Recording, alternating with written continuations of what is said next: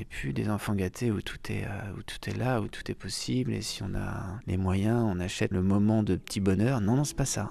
La fuite, c'est autre chose. C'est que tu y vas, mais t'es sûr de rien. Et aussi un côté très infini. Moi, je trouve ça assez génial. Cet émerveillement, il est sans fin, quoi.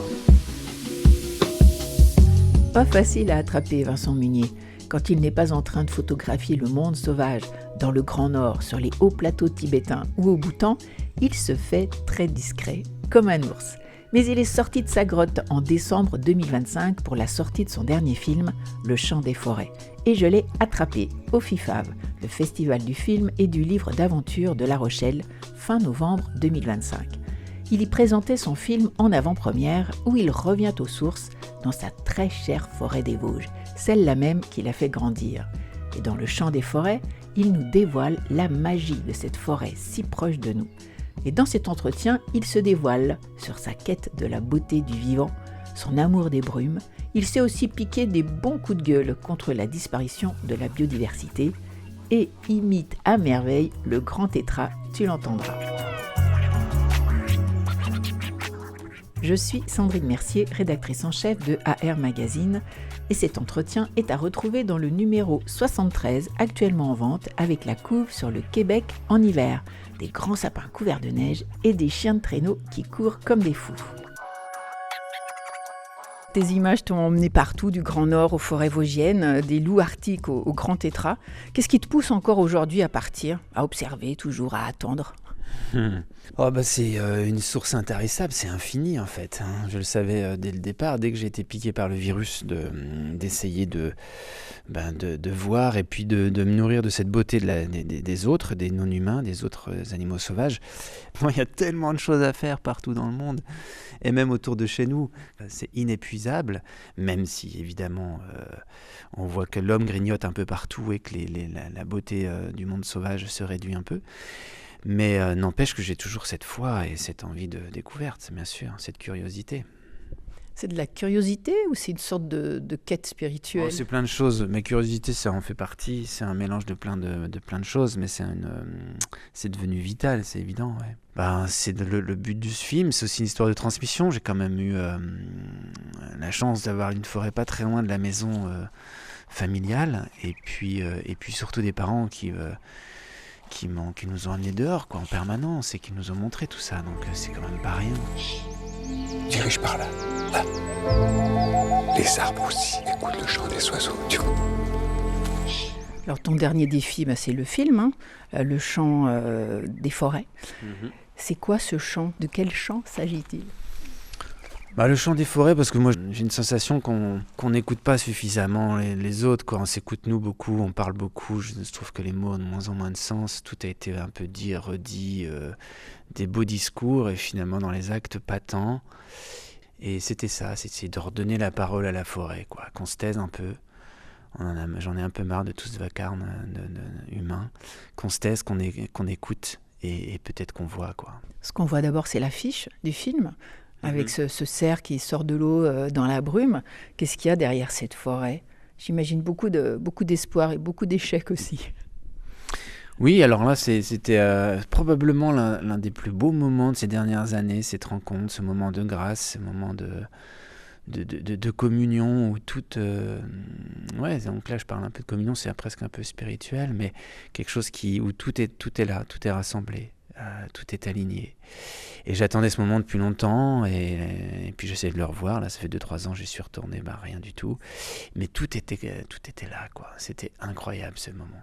Et j'ai voulu qu'il soit un moment fort pour clôturer cette séquence de Brahms dans le film qui est très, très intense. Et là, c'est rempli de douceur. Et puis, en tout cas, moi, je suis transi par ça. Il y a quelque chose qui me donne le poil, vraiment. Le monde sauvage, c'est un monde invisible, mais qui laisse des traces. Ça bouge dans le vent. Donc là, c'était le but de ce film, quoi. C'est comment je fais pour partager ces trucs. C'est ce qui, moi, m'anime fort, ce qui me transcende au public, quoi, aux gens. Et le cinéma, franchement, on peut. Parce que les gens sont aussi un peu... sont bloqués dans une chambre noire, en quelque sorte. Ils plus de téléphone, plus rien. Ils sont obligés d'être concentrés, d'être un peu à l'affût comme nous. C'est un départ. C'est quoi cette sensation exactement pour toi ? Qu'on néglige un petit peu, quoi. Qu'on néglige un peu. Parce que quand on est face à des moments comme ça, quand on est face à cette beauté animale ou végétale, n'importe, parce que des fois il y a des choses, même dans les lumières, dans les paysages, je crois que c'est utile, c'est inconsciemment nécessaire à tout le monde, et après on a une lecture du monde qui est peut-être un peu plus empathique en fait, un peu plus différente, et qu'on a cette envie quand même de justement d'harmonie plus, et pas de désordre ou de conflit, parce qu'on a un peu déclaré la guerre aux vivants, nous, et comment est-ce qu'on fait pour se réconcilier avec ça. Et vraiment, dans ce film, j'ai voulu retrouver une position assez horizontale en fait. J'en ai marre de cette verticalité et de ce pouvoir de notre espèce sur toutes les autres. D'ailleurs, ça se sent dans le générique de fin, par ordre d'apparition, dans ton film, à la fin, le générique. Il y a les hommes, les animaux, tout le monde est au même niveau. Tout le monde est mélangé, exactement. Ça m'a frappé. Et je crois que c'est ce que mon père aussi m'a un peu appris quand on rentre dans un milieu comme une forêt ou ailleurs, mais on est... voilà, il faut être au niveau de l'animal, quoi. Il ne faut pas être en position de dominant. En tout cas, cette idée, ce sentiment, tu as voulu le transmettre effectivement dans le film, et ça prend un peu la forme d'un conte. Et on te retrouve dans cette cabane avec ton fils, avec ton père, il y a des bougies au cœur de la forêt, on se croirait presque dans un Walt Disney. Oui, alors c'est pas un Disney, mais en tout cas cette cabane structure le film, c'était une volonté, dans le sens où ça me rappelait aussi les soirées qu'on faisait quand j'étais gamin, des soirées projection de diapos, ou alors il y avait plein d'amis naturalistes de mon père qui racontaient leur rencontre avec les bestioles, et c'était fascinant. Et au coin du feu, il se passe des choses quand même. C'est fort quand on n'a plus d'écran ou de trucs qui nous polluent. Et c'était un peu l'idée de partager ces histoires-là. Déjà l'histoire de mon père, qui est quand même assez atypique. C'est quand même un fou furieux qui a passé 50 ans de sa vie à protéger un oiseau, qui est le grand tétras. Enfin, son milieu principalement, sa forêt. Et donc lui raconte un peu ça. Après, je raconte mon histoire. Moi, c'est vrai qu'à 12 ans, c'est l'âge où j'ai vraiment switché, où mon père m'a prêté un appareil photo, où j'étais un fou d'affût après, parce que j'ai eu une rencontre avec une bête, un chevreuil en l'occurrence, et ça a changé le destin de ma vie. Donc après je l'ai suivi, on raconte nos aventures, et puis on propose à Simon, mon fils, qui a le même âge que j'avais quand j'ai fait mes premières images, de l'embarquer avec nous pour vivre ça. Pas uniquement par procuration, mais de le vivre vraiment. Donc il y a cette cabane, en effet, qui structure le film, ces échanges, et puis ces invitations à être à nos côtés à l'affût, quoi. Toi, papa, quand est-ce que tu as passé ta première nuit dehors ? À ton âge, exactement. Et après ça, j'ai accompagné papy tout le temps. Une vie d'affût. Moi, ce que j'aime bien, c'est qu'à chaque fois que vous partez à l'affût, justement, on va voir des animaux, il demande toujours Simon. On verra, peut-être. On a l'impression d'être au pays du peut-être. Oui, peut-être, il l'a dit plusieurs fois, oui. Mais c'est tellement ça, mais je crois que c'est ce qui donne plus d'intensité aux instants, je crois, aux rencontres. C'est quand rien n'est sûr, et quand c'est dur, et quand on est... quand on est dans l'attente, quoi. Si on n'est plus des enfants gâtés où tout est là, où tout est possible, et si on a les moyens, on achète le moment de petit bonheur. Non, c'est pas ça. C'est l'affût, c'est autre chose. C'est que tu y vas, mais t'es sûr de rien. Et puis, comme je le disais au début, là, c'est aussi un côté très infini. Moi, je trouve ça assez génial. Tu pars par une espèce, tu vas en voir une autre. Enfin, cet émerveillement, il est sans fin, quoi. C'est l'art de se rendre invisible aussi, c'est ce qu'on découvre. Quand tu es à l'affût, quand vous êtes à l'affût ensemble, nous, comme spectateurs, on est à l'affût aussi, dans la petite tente de pin, de sapin, on attend, on guette. Ouais, alors c'était aussi cette volonté, c'est un film qui a un rythme un peu particulier, et c'était d'être assez fidèle à ce qu'on vit sur le terrain, et c'est pas vraiment des rencontres où on voit l'animal toujours tout près et tout, non, c'est pas vrai, c'est juste des ombres, des choses assez furtives, c'est suggéré, c'est une espèce de fantôme qui passe. J'ai essayé de retranscrire vraiment... d'être le plus fidèle à tous les ressentis des affûts, quoi, franchement. Et puis que les gens cherchent aussi un peu, écoutent. Il y a même des moments, il y a un plan presque d'1 minute, tout noir complet, on entend juste une bête qui s'approche tout doucement, qui feule, et on entend ce souffle sur le micro qui est génial. Et ça, c'est vraiment ce que j'ai enregistré chez moi dans les Vosges avec un lynx en l'occurrence. Et après, on voit sa tête qui était là parce que j'ai eu la chance de le voir à quelques mètres de moi, 3-4 mètres de moi. Donc là, c'est un film qui a été long à réaliser, évidemment. Moi, c'est quand même des années de rush que j'ai filmé autour de ma ferme, dans la forêt vosgienne. À peu près une petite année avec mon père et Simon, quelques week-ends, des vacances, 10 jours en Norvège. Donc c'était quand même assez long, mais c'est sur des instants vrais, quoi. C'est quoi ton meilleur souvenir? C'est comme j'ai vu pour la première fois le grand tétra. En tout cas, un personnage central aussi dans le film, c'est le grand tétra, le symbole des Vosges, une espèce mythique, carrément disparue, je crois. Et c'est aussi l'un de vos modèles favoris. Qu'est-ce qu'il représente pour toi exactement ? Ah bah c'est énorme parce que c'est en effet une espèce de gros oiseau, un peu notre dodo, quoi, un gros dindon, c'est un peu péjoratif de dire ça, mais qui est là depuis l'âge glaciaire, qui a un son qui est complètement particulier, très étrange. Tu peux le reproduire ? Bah c'est très compliqué à imiter, quoi, mais il a 3 phases de chant.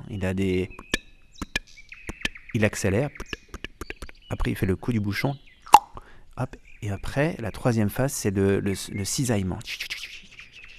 Et là souvent il est un peu sourd et aveugle, c'est à ce moment-là souvent que je faisais des photos que tu peux te retourner dans le duvet. Et ouais, c'est des sons qui sont assez vraiment préhistoriques pour le coup, hein, d'un autre âge.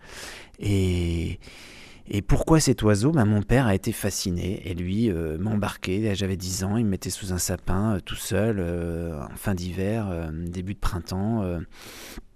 Et puis, pourquoi sous un sapin ? Parce qu'il fallait passer à peu près 12-15 heures sans bouger dans un affût pour ne pas le déranger. Parce qu'il arrive sur sa place de chant le soir, vers 19h, 20h. Il fait quelques chants un peu territoriaux en disant « je suis là ». Et c'est le premier des oiseaux à chanter. À 3-4 heures du matin, il commence à chanter perché. Après, il vient au sol, danser. Et il a une arène, comme un lek. C'est le nom qu'on lui donne, c'est une arène de parade. Et là, il vient chanter, danser pendant plus d'1 mois pour séduire ses femelles. Et les femelles vont choisir un moment, c'est souvent une matinée, ou une deuxième, pour s'accoupler avec. Donc c'est tout un cérémonial qui est hyper puissant. Et en même temps, c'est une espèce qui est tellement farouche et sensible. Voilà, donc il ne fallait pas bouger, on était dans le noir complet. Donc c'est un peu l'affût ultime, quoi. L'affût hyper compliqué, parce que tu restes 12 heures, tu dois manger, tu as ton petit casse-croûte, t'enlèves tout ce qui peut faire du bruit, le papier alu ou le plastique, tout est vraiment bien méticuleusement enlevé, tout ce qui peut faire du bruit. Et puis voilà, tu as ton objectif qui bouge pas sur un trépied, tu as un axe, et puis avec un peu de chance, tu peux le voir, l'entendre déjà, et puis le voir. Et ça t'apprend plein de choses, parce qu'il y a plein d'autres espèces que tu peux voir, t'entends énormément, plus que tu ne vois. Donc c'est quand même une espèce qui nous a forgés. Et c'est aussi une espèce un peu sentinelle, non, qui donne l'état de la forêt. Bien sûr, qui était très exigeante sur son milieu. Le grand tétra a vraiment besoin d'une forêt très variée, diversifiée, avec des clairières, avec des arbres d'essence différents, d'âges différents, des myrtilles. Donc il était exigeant. Et puis c'est une espèce boréale. Hein. Il est conçu pour les froids. Donc on l'a encore beaucoup en Norvège, en Scandinavie, mais chez nous, avec le réchauffement climatique, on n'a plus d'hiver. Mon père, dans les années 70, il avait 1,50 m de neige au mois de mai. Là, c'est fini, quoi. Nous, on n'a même pas 2-3 semaines de neige au sol, quoi. C'est d'une tristesse. Donc il a plus ces conditions, quoi. Le fait qu'il n'y ait plus vraiment des conditions de froid, il s'est éteint. Il s'est franchement éteint. Et là, on n'avait plus que 2 ou 3 femelles il y a quelques années. Donc là, on tente d'en remettre. Il y a un projet où on va en chercher en Scandinavie pour en remettre dans les Vosges, mais ils meurent les uns derrière les autres parce que, évidemment, avant de réintroduire, il faut comprendre pourquoi il a disparu. Et si c'est le climat, non, on ne peut rien faire, quoi. Cet oiseau a été un indicateur, ouais. Et le fait d'essayer de le photographier, d'en faire un 4e personnage dans le film, est-ce que c'est une manière aussi pour toi de résister ?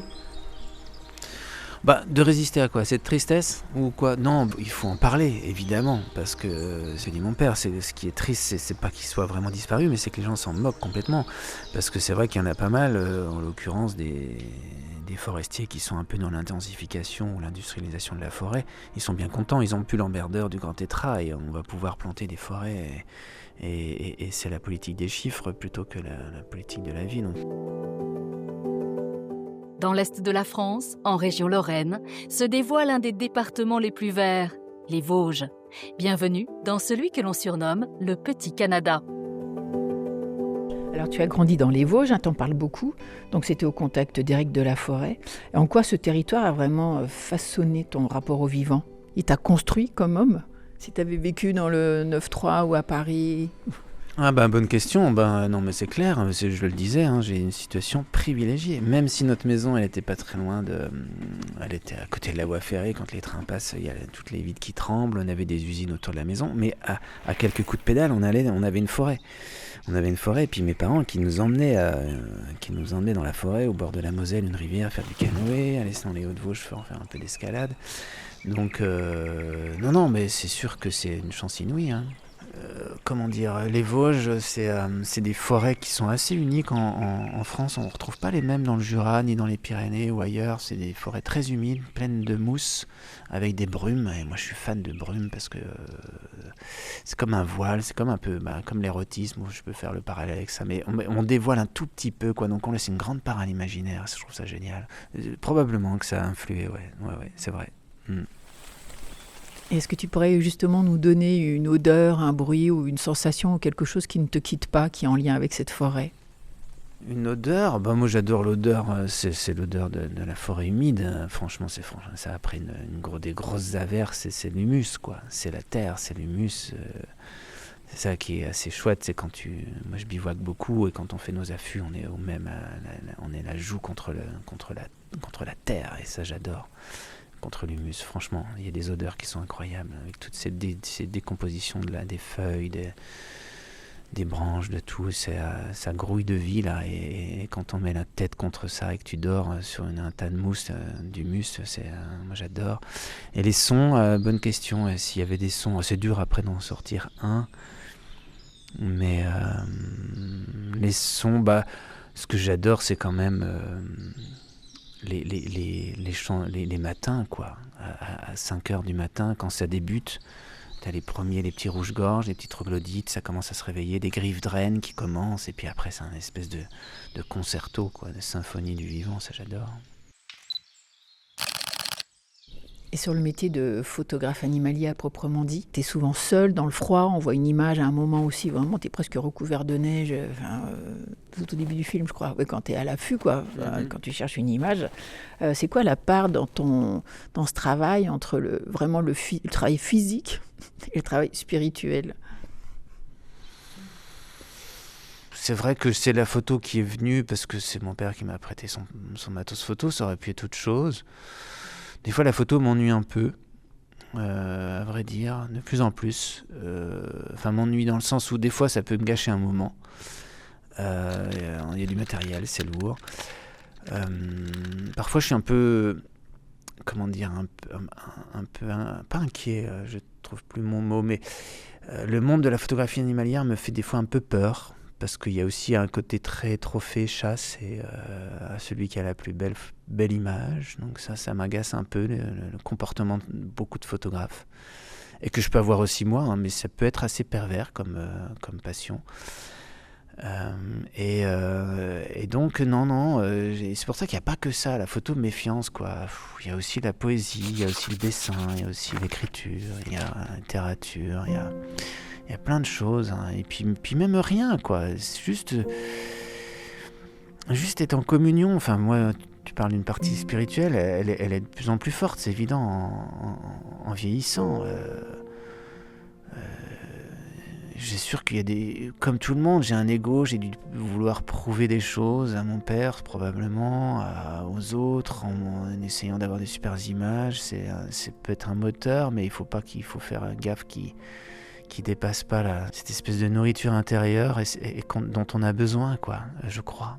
Dans le film, et comme dans les photos, il y a beaucoup de parts qui sont laissées à l'invisible, au mystère. Tu parlais du voile, même au début, il y a ces chants très spirituels avec cette brume qui s'envole dans la forêt. Oui, non, mais moi, il y a une dimension, bien sûr, il y a une dimension spirituelle qui est forte. Je crois qu'on en manque cruellement, J'en suis persuadé.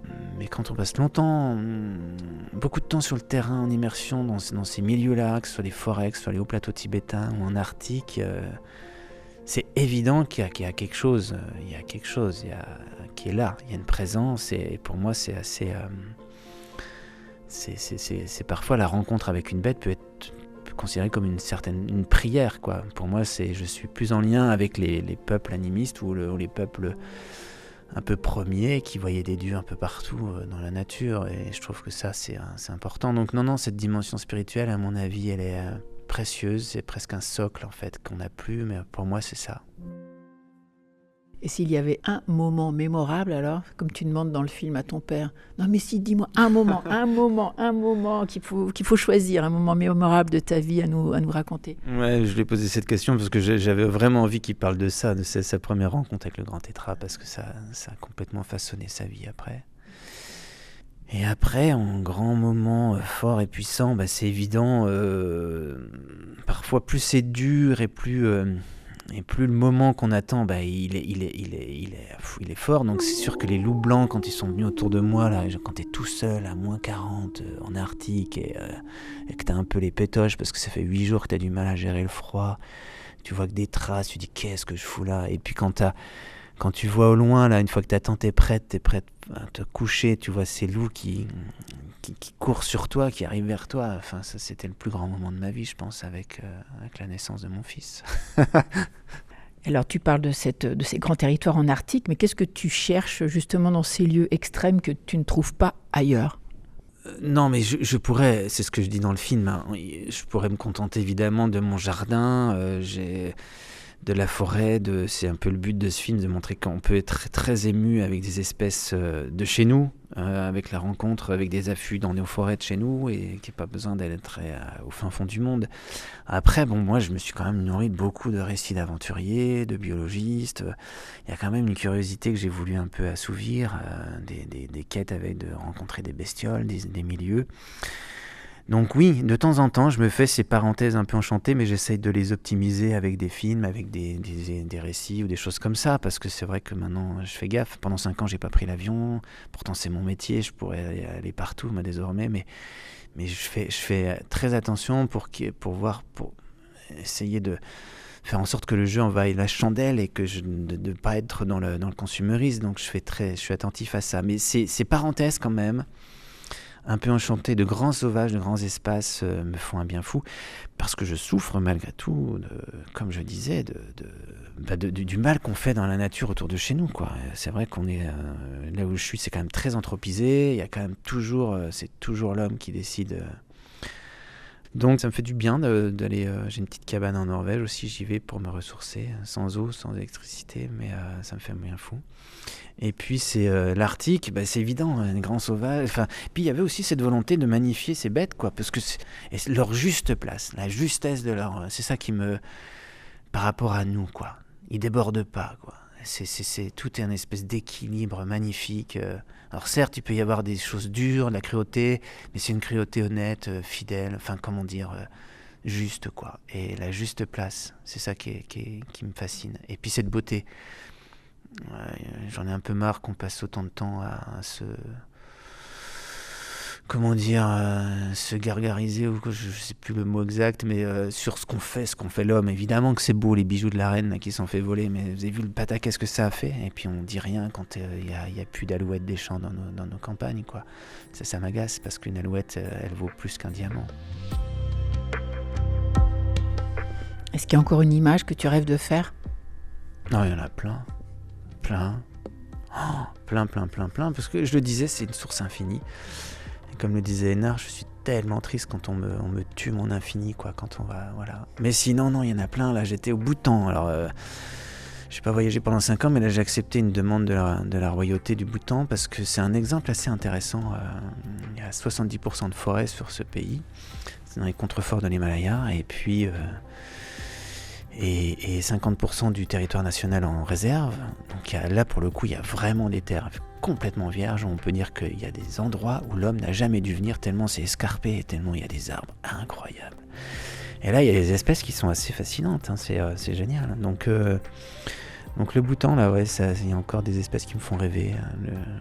Il y a 2-3 000 mètres, il y a des forêts de nuages pleines de lichens, de mousses, et là, t'as le tigre, et la panthère des neiges, et le léopard au même niveau, incroyable.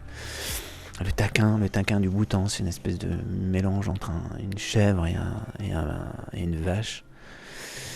Et avec des espèces de gros biscottos, quoi, des gros, il est très trapu sur le torse. Il a une drôle de bestiole, ça fait 2 fois que j'essaye de le voir, j'arrive pas. Donc ça me fait rêver. Je terminais avec une lumière, parce qu'on a parlé des sons des animaux. Oh, une lumière, c'est peut-être ce plan que j'ai dans le film qui suggère la disparition de mon père, parce qu'il y a peut-être un peu ça, c'est comme une préparation à sa mort, et puis une mort assez lumineuse, parce que tu parles de lumière.